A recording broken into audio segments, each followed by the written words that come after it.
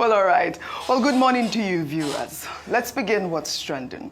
With reactions trailing the altercation that ensued between Senator representing Ebonyi North, Nwebonyi, and a former Minister of Education, Oby Ezekwesili, on Tuesday during the hearing of a sexual harassment petition submitted by Natasha Akpoti to the Senate Committee on Ethics, Privileges and Public Petitions. Well, the altercation began when the petitioner, Zubaru Yakubu, tried to speak to the chairman of the committee, Neda Imaswe, but was asked to turn off his mic. When Ezekwesili tried to intervene, Nwebonyi, who appeared as a witness for Senate President Akpabio, interrupted her. She then told him to please shut up, which immediately sparked an outburst from the senator, who proceeded to call Ezekwesili a fool, a hooligan, and an insult to womanhood. Let's take a look before we take some reactions. I don't want to talk in herself. It's okay, madam. It's okay, madam. It's okay, madam. You have to respect yourself. Will you shut up and take him out. Smell him out. Shut up. Smell him out. Look like a dog. Look at you. Big fool at 70. Fool at 70. Order, please. How can you talk like that? How can I be the senator? I take exception to a senator. Why are you talking to me like that? You are a disgrace to the Senate. You are an insult to womanhood. You are an insult to womanhood. And you are here to tell the world that you have not changed. You cannot violate. You are here to tell the world that you have not changed. You are. At 70, you have not changed. You are a scoundrel. I will not take it. So that is why you can never be here. People like you can never be here. People like you can never be here. How can you be? How can you be a fool? I'm not a hooligan. You are a hooligan. You are a hooligan. So you will be. Mr. Chairman. Mr. Chairman. The Senate committee chairman of the committee. Chairman of the committee. And you say I should keep my mouth shut. Who are you to say so? Chairman. Who are you to say so? Chairman. Who are you? I asked to be put on. Okay, officer. And you refuse. Chairman of the committee. Mr. Chairman, sir. Mr. Chairman, sir. Mr. Chairman, sir. Chairman of the committee. All right, let me take this tweet from Frederick, who wrote, "The shame of a Nigerian senator. Bullying women is now their stock in trade." A senator bullying former Minister of Education, Oby Ezekwesili, during a public hearing. The suspended Senator Natasha Akpoti did not do as much as this. Under Akpabio, this bully called Senator Nwebonyi will neither be disciplined nor suspended unless he accuses Akpabio of sexual harassment. Let us see how Akpabio's Senate will handle this national shame. Well, Nwebonyi, who was on our nightly news program Newsnight to address the sexual harassment petition submitted by Natasha Akpoti and the altercation that ensued at the Senate committee, said that he regrets his statements he made against the former minister, but called for disciplinary actions to be taken against her. Let's take a look. Respect is earned. She has no right to talk to me. And to talk to me in that way, for me to shut up my mouth, it means that she's not mature. Okay. She got to her level by accident. She has admitted publicly, and having done so, I commend her. And I must tell you, I regret my choice of words to her. That's because she's old enough to be my mother. Great. She's old enough to be my mother. But like I said, it is her action that brought up my reaction. But having admitted publicly that she said so, I give it to her. Some Nigerians are asking for disciplinary action against you based on, today's based on what? Yes. Based on what? They should first ask for disciplinary action against Ezekwesili for asking me to shut up my mouth. All right. For saying that I'm a disgrace to the Senate. Let them discipline her first. All right, let me take this tweet from EJ, who wrote, "The senator's conduct, as documented in multiple video recordings, is unacceptable and unprofessional. His actions are strongly condemned.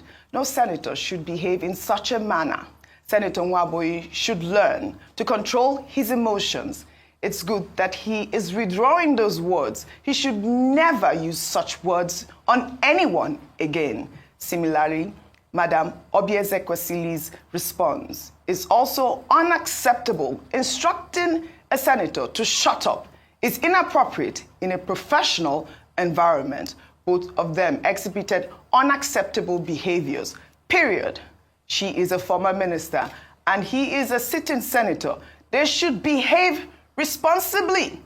Well, let's take Oby Ezekwesili's account of the incident. She spoke with Charles Anyagolu on Arise Primetime, and she admitted to telling Senator Nwebonyi to please shut up, but insisted that the senator was initially provoked before the altercation ensued. Let's take a look.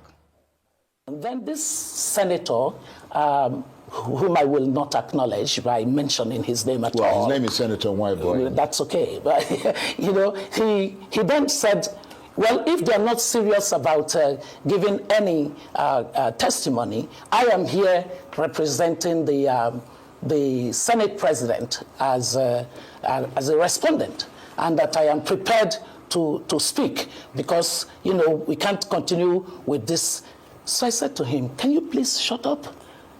Because, I mean, we were just told that we couldn't speak, and you have been speaking without any form of an equivalent treatment. So let me just get this. You said to him to shut his mouth. Yes. And that was what provoked the senator. He was already provoked. Right. He was already provoked because he spoke. But he went from being a spark of a tinder box into a roaring flame. Precisely. So he was already provoked by the fact that he felt we were not serious. In fact, part of what inflamed it was that the petitioner then said, oh, by the way, it is this senator that made a lot of statements about my senator and in words that were not complimentary. All right, Oby Ezekwesili here saying that Senator Nwebonyi was already provoked before the altercation ensued. I'd like your thoughts on all of the Okay, I will go about it this way. See, there's something I see here about the Nigerian character. There's something about this pressure cooker life that we live in this country, and it gets worse from one administration to the other, that people find it very difficult to have very decent conversation. Yes. Now, all the traits of the Nigerian, character were on display in that, altercation. First, the senator was saying, I'm a senator of the Federal Republic. Okay, everybody is busy with, do you know who I am? Yes. Do you know who I am? We have this sense of importance. And then, before you know it, the conversation will degenerate to name calling. One party calls the other hooligan. Shut up. The other one says, you are a disgrace. The other one says, you are a disgrace too. That altercation should not have taken place on the floor or within the premises of the National Assembly.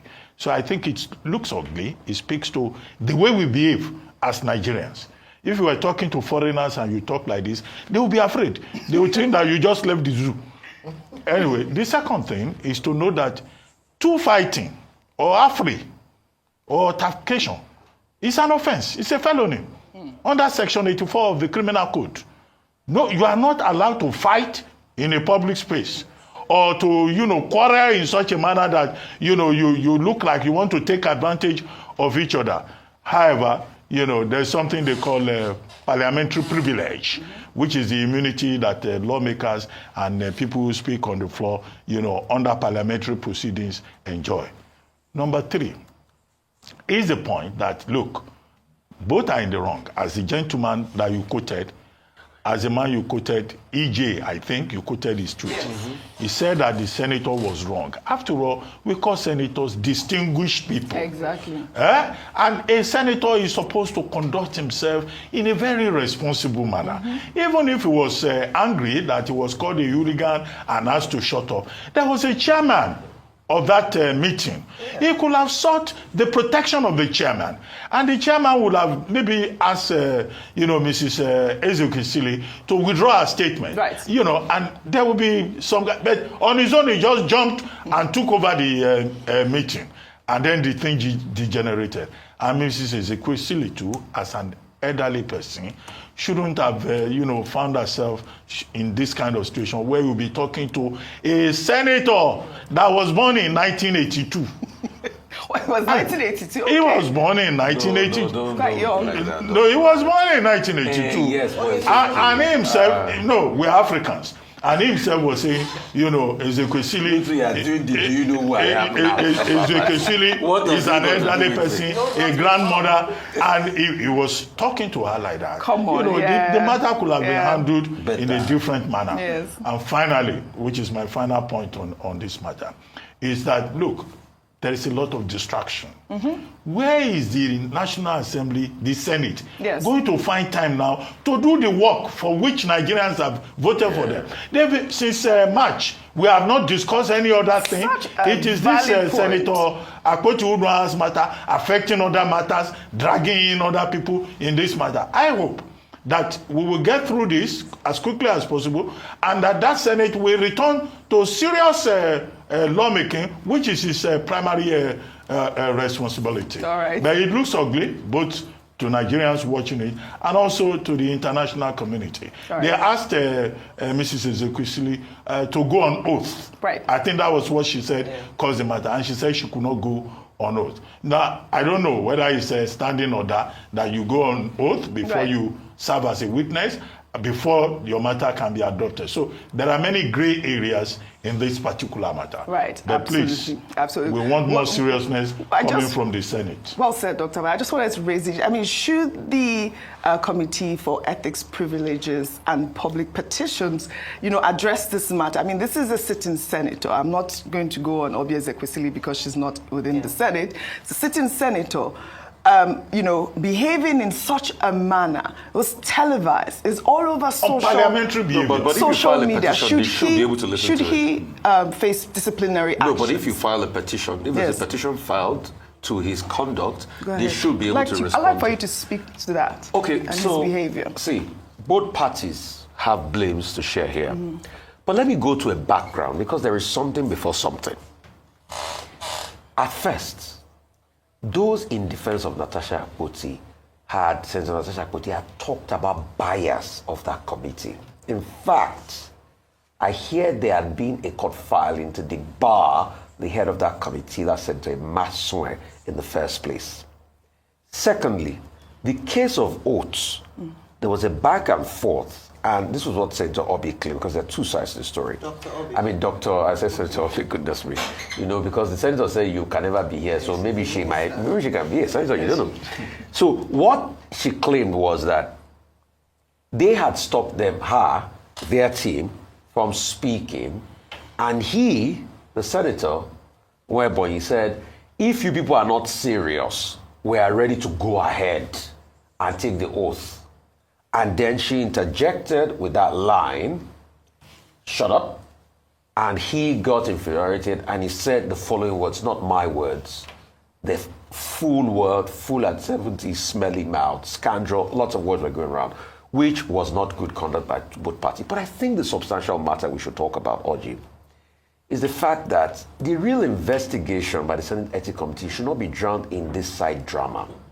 We must get to the point where the Natasha team presents her own facts on the ground, and the Akpabio team also have their own facts on the ground, and we are able to weigh this so that we can get a reasonable conclusion. Yes. This drama is not necessary. I'm very sad that the first time that the Ethics Committee did sit down to hear this matter after a while, it is this drama we are taking out of it. The drama is not the substance of what happened. What happened is the fact that the Senator Natasha team is claiming bias on one side, and the Senate should be able to recuse itself if they claim bias against this committee, like they advise that a ad hoc committee should be set up. I think the Senate Committee on Ethics should recuse itself, since initially a case of bias has been established against them. a free independent committee so that we can get to the end of this matter and we can get done with all of this. All right.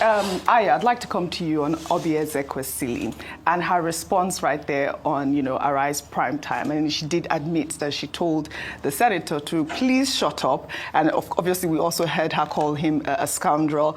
And, I just wanted to, your thoughts on her behavior, her mannerism, and what's next? What would you like to see next happen?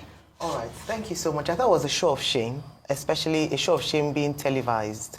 I have a lot of respect for Dr. Oby Ezekwesili, and whether or not she ever gets into the Senate, she has made her mark in history, whether as Vice President at the World Bank, a nominee for the Nobel Peace Prize, founding director, Transparency International, Fixed Politics, and so many others. She's, served in government at different points, and, to a very large extent, scandal-free. So she's earned her stars as a public servant in Nigeria, and also even in the private sector. However, I do think that no one should ask anybody, especially in such a professional setting, to shut up. Yes, people can get provoked, but there are two adults on the table, irrespective of how old or what their resume was. They were before a panel to present or represent a matter, and unfortunately, that then degenerated. I think in terms of who should apologize, both of them owe each other and Nigerians an apology. Number one is that Dr. Oby Ezekwesili is a role model to a lot of young women, men, youths across Nigeria, and I don't think it's becoming to see this kind of behavior and to justify it. In the same vein, Senator Nwebonyi is also, well, he said he's a senator, so he all the respect, and he once served as chairman of a program of World Bank, so he himself is very important. Yes.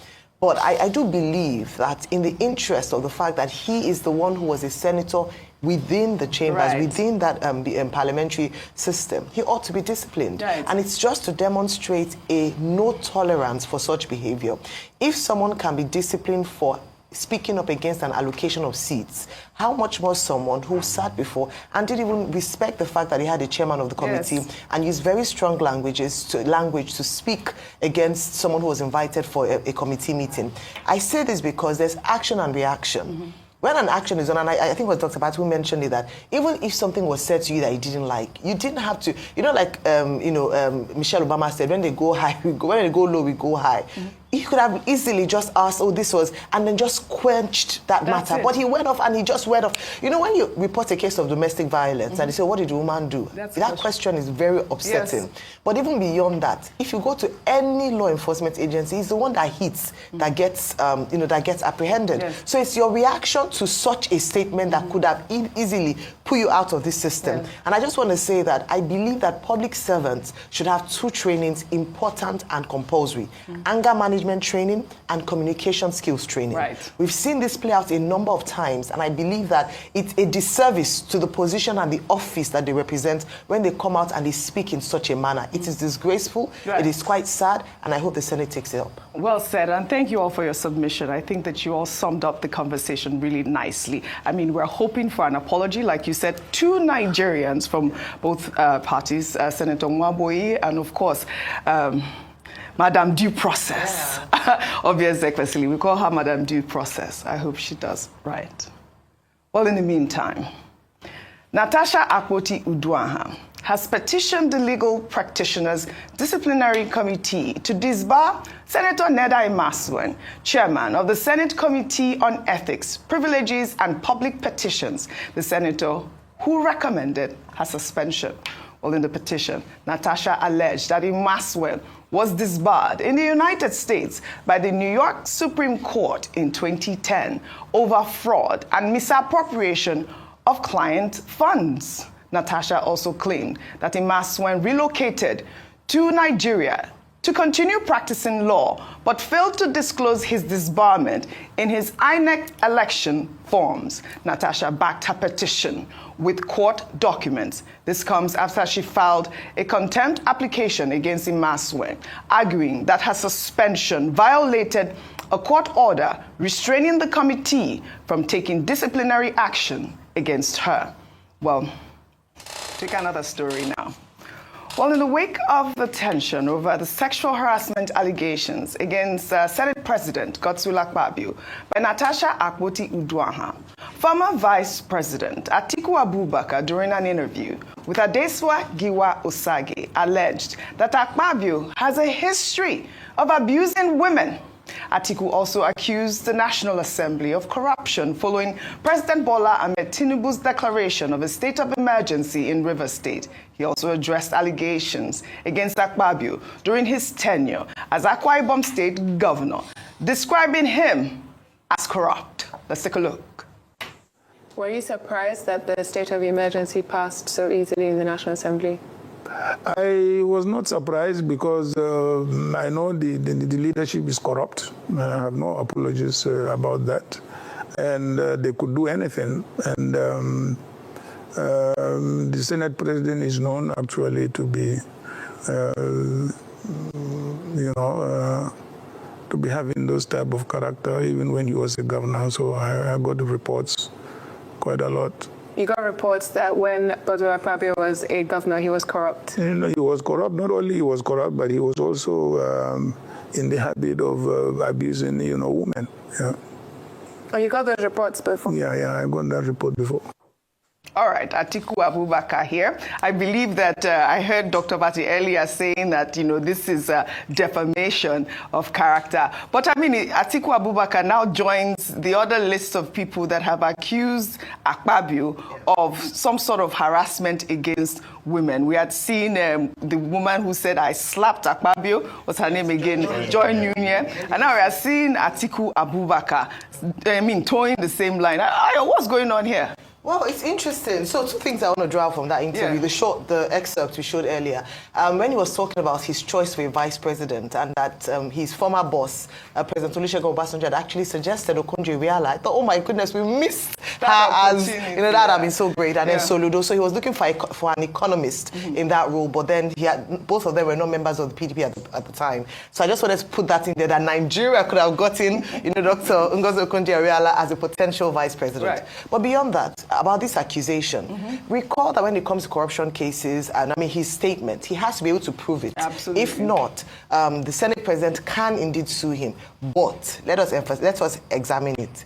In 2023, the EFCC had asked the Senate President, Akpabio, to turn himself in over corruption investigations. CSOs had also in 2023 asked that he also present himself for an alleged 1 trillion naira corruption allegation. So he had actually been under investigation by the EFCC over corruption allegations. I think the reason why we can continue to talk about this is because it never reached an end. He became an APC member, a Senate president, and all of a sudden, all that went quiet. So maybe we need to revisit it to really talk about the fact. And it goes back to what Rufai was saying, that we shouldn't now present the hallowed chambers as a place where we have people who have a lot of skeletons in their cupboard. Then with regards to abuse of women, these are strong allegations, and too many allegations, one too many allegations by the vice president. So I believe that these two things ought to be further probed. They are not just statements. They are coming from a respected person in the person of Alhaji Atiku Abubakar, and they are very strong statements. Right. So let's revisit the corruption allegation cases and also abuse of women. Very important. Right. I want to throw stone today. Yes, Alhaji Atiku Abubakar can say that about Akpabio, but people too can say the same for him. Okay. I will read a 2016 newspaper report that said Atiku is being haunted by corrupt demons. All right. Rufai.